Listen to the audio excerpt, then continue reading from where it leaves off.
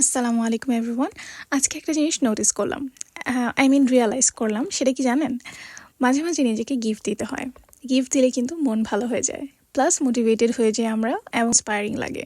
So আসলে লাইফে অনেক ডিপ্রেশন থাকে, অনেক সময় অনেক স্ট্রাগল থাকে, অনেক স্ট্রেস থাকে, এবং এমন এমন স্টেজে আমরা স্টেজের মধ্য দিয়ে আমরা যাই যেখানে আমরা অনেক বেশি ডিমোটিভেটেড থাকি, তাই না? কারণ অনেক সময় অনেক বেশি স্ট্রেস থাকে, স্পেশালি যারা দেশের বাইরে আসে, বা আমি জানি সবার প্রত্যেকটা লাইফেরই ডিফারেন্ট ডিফারেন্ট পার্টস থাকে, যে যে টাইমে সে অনেক বেশি স্ট্রাগল করে।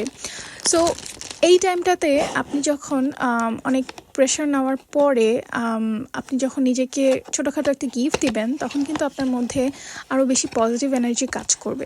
সামনের দিনগুলোতে আরও বেশি বেশি আপনাকে উৎসাহ দিবে, যাতে আপনি আরও বেশি কাজ করতে পারেন। সেটা হতে পারে স্টাডি, হতে পারে আপনার জব, হতে পারে আপনার family management, whatever it is. But I feel like you will be more motivated when you gift something for yourself, right?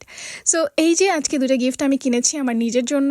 একটা ছিল পারফিউম, ছোটোখাটো একটা পারফিউম, আর একটা ছিল লিপ লাইনার, যেটার কালার আমি অনেক দিন ধরে কিনতে চাচ্ছিলাম বাট কেনা হয়নি।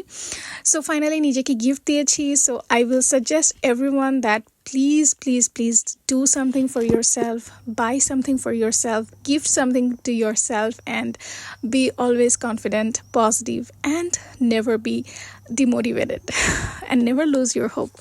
But হ্যাঁ, অফকোর্স নিজের হাজব্যান্ডের থেকে যদি কিনতে হয় টাকা দিয়ে, সেই ক্ষেত্রে তার সামর্থ্য অনুযায়ী কেনা উচিত। অবশ্যই আপনার এমন কোনো চাহিদা করা উচিত না যেটা আসলে তার সামর্থ্যের বাইরে।